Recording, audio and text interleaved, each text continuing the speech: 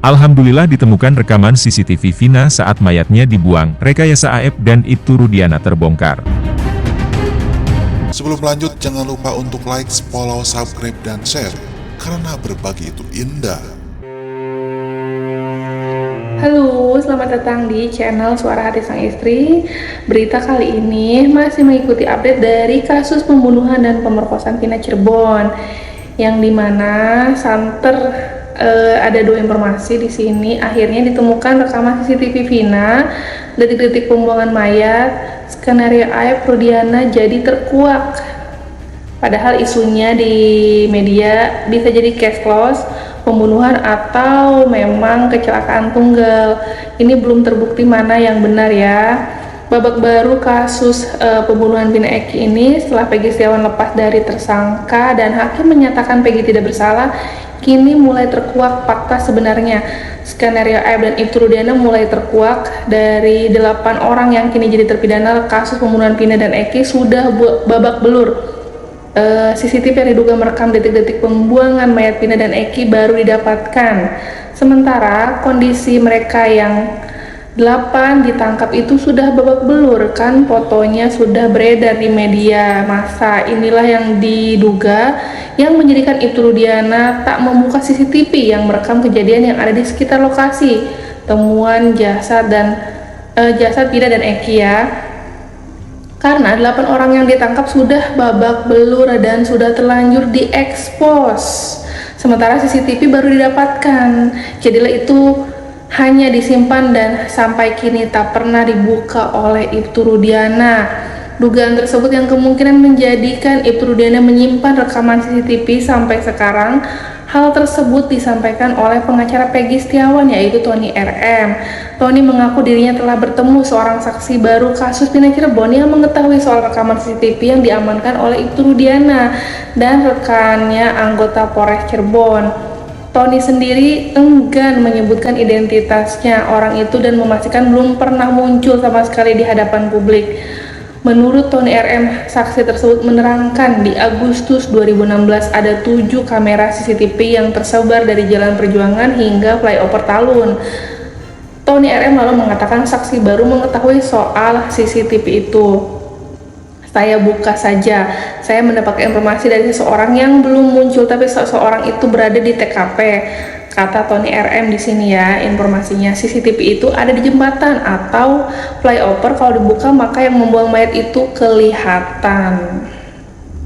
Kalau CCTV itu dibuka bisa saja pelakunya itu bukan yang ditangkap. Saksi baru tersebut mengatakan kepada Ibtu Rudiana dan rekannya mengamankan 2 rekaman CCTV.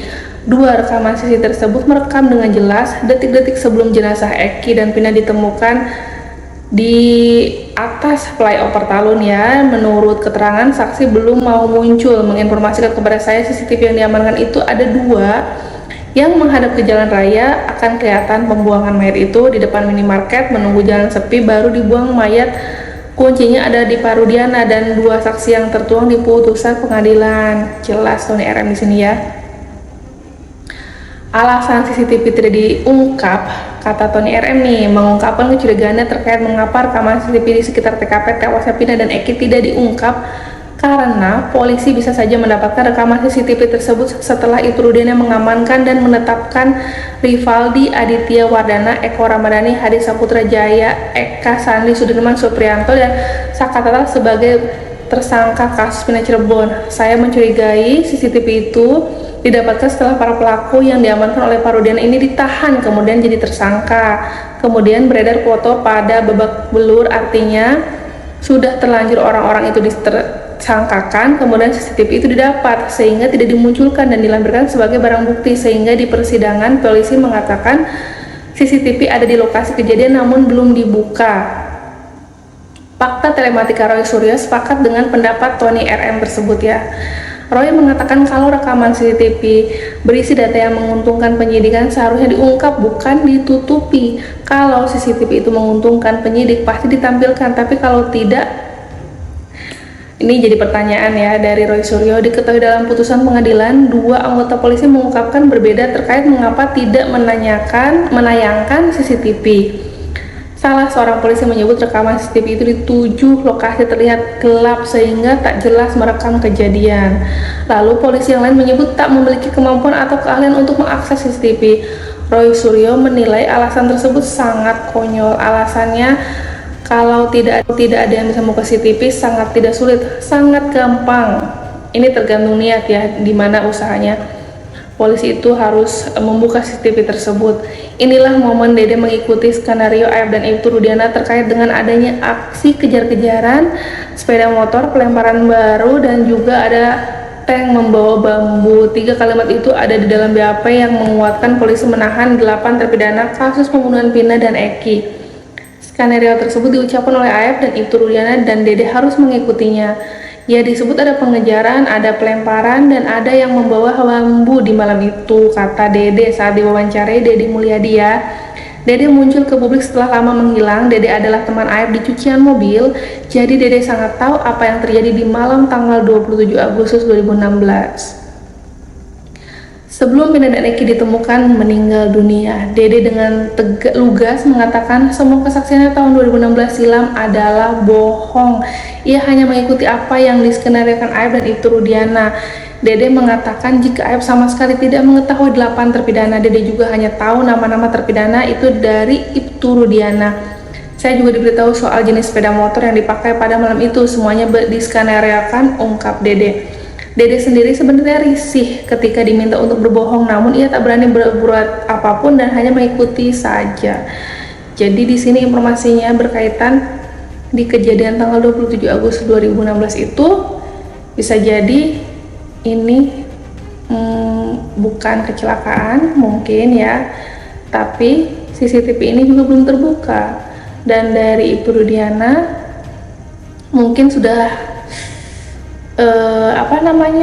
mengangkat ke media ya kan, sudah marak waktu itu informasinya dengan geng motor, kaitan dengan geng motor, lalu 7 tersangka sudah babak belur dihajar kan, dan dikaitkan ke kasus pembunuhan Vina Cirebon. Mungkin seperti itu. Kita lanjut lagi.